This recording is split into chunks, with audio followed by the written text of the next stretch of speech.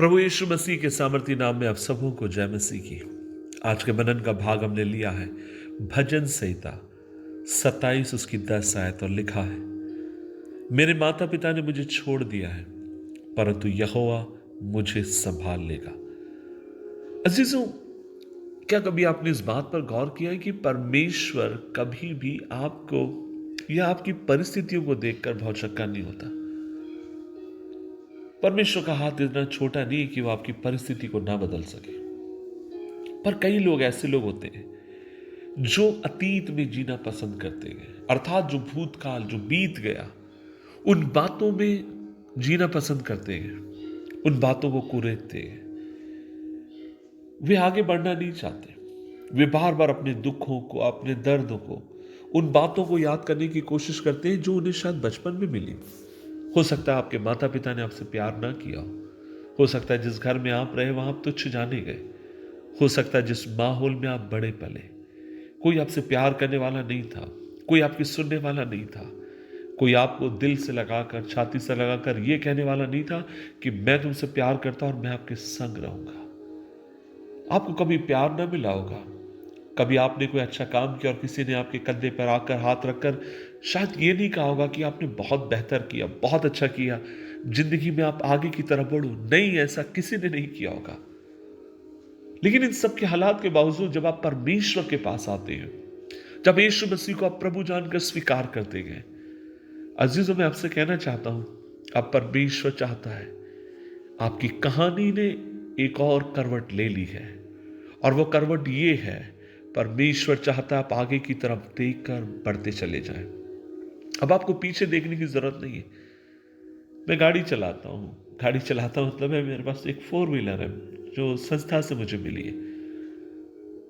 मैं आगे की तरफ देखकर गाड़ी चलाता हूं और कभी कभी मुझे पीछे के व्यू मिरर में देखना होता है जो ड्राइवर सीट के ऊपर लगा होता है कभी कभी, और वो देखना भी चाहिए ताकि मुझे देखने में आसानी होती है पीछे से कोई गाड़ी तो नहीं आ रही। लेकिन अगर मैं उसी को देखकर अगर गाड़ी चलाने की कोशिश करूं, मैं एक्सीडेंट कर लूंगा। और आज बहुत सारे लोग ऐसे ही हैं जो पीछे के शीशों में देखकर ड्राइविंग कर रहे हैं, जो पीछे के शीशों में देखकर आगे की तरफ बढ़ने की कोशिश कर रहा हूं। मैं आपसे कहना चाहता हूं, यदि आप एक ऐसे व्यक्ति हैं, ध्यान से सुने, आप कभी भी परमेश्वर में बढ़ नहीं पाएंगे, क्योंकि परमेश्वर चाहते हैं आप आगे की तरफ जाएं। आवश्यक है बीच बीच में पीछे की तरफ देखते रहे, लेकिन पीछे की तरफ ही मत देखते रहिए। वो आपको नए मुकामों में लेकर जाना चाहता है। वो आपको अलग अलग जगहों पर आपकी जिंदगी को लेकर जाना चाहता है। अपनी जिंदगी को देखकर बार बार सॉरी मत कहिए। जो आपके पास नहीं है उस बात को देखकर रोइए मत। जो आपको नहीं मिला उस बात के लिए छाती मत पीटिए मेरे भाई। कई बार जो हमें नहीं मिला है उसमें इतना दुखी हो जाते हैं कि जो हमें हमारे पास है और जो परमेश्वर हमें देना चाहता है उसको हम तुच्छ जानते हैं। मैं बहुत अधिक अभाव में पड़ा, बहुत अधिक कमी घटी में मैं बड़ा पला। मेरे को आज भी याद नहीं अच्छे कपड़े हमें कब मिलते थे, जब मैं एक विश्वासी नहीं था, अविश्वासी था। मेरी माँ के पास त्योहार के समय ना हमें कपड़े के लिए पैसे होते थे, ना वो कभी हमें पटाखे खरीद के दे पाती। हमारी दिवाली तो दूसरे दिन होती जब सारे लोग लड़ी फोड़ चुके होते, पटाखे फोड़ चुके होते, और मैं और मेरा भाई बड़े तड़के सवेरे से पहले कोई जागे, हम लोग जाग कर उन पुराने जो फोड़े हुए पटाखों में से ढूंढ कर लेकर आते अगर कोई बच जाता, और दूसरे दिन हम अपनी दिवाली को मनाते। बहुत अधिक बिखट। और आप मुझसे पूछेंगे, अगर परमेश्वर एक और बार अगर आपसे बोले पास्टर कि आप उस जिंदगी को जीना चाहते हैं, और मैं आपसे कहना चाहता हूं मेरी रूह कांप जाती है, और मैं शायद परमेश्वर से कहूंगा प्रभु मेरे बस के बाहर है।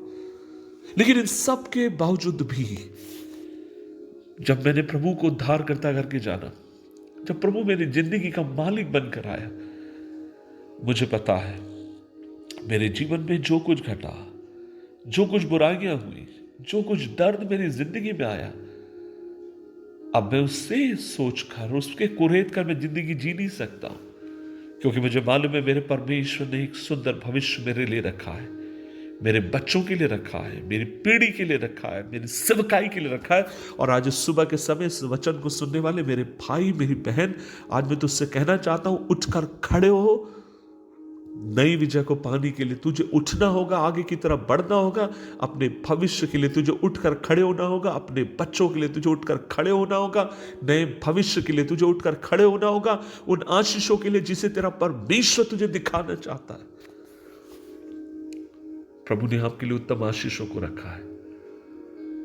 आइए हम बीती बातों को भूलकर आगे की तरफ बढ़े, दुआ करें। प्रभु जी धन्यवाद, हमें अनुग्रह दे, कृपा दे कि हम तेरे नाम से आगे की तरफ बढ़ते जाएं। जीवन में जो कुछ हुआ प्रभु जी, उन सब बातों के लिए आज हम तुझे धन्यवाद देते हैं और कहते हैं धन्यवाद। जैसे भजनकार कहता है कि मुझ पे जो दुख बीता वो मेरे लिए भला था कि मैं तेरी विधियों को सीख सका। सब दुआ करते हैं प्रभु हमें कृपा दे, तेरे नाम से आगे बढ़ने के लिए मदद कर। यीशु मसीह के नाम से मांगते हैं, आमीन आमीन आमीन।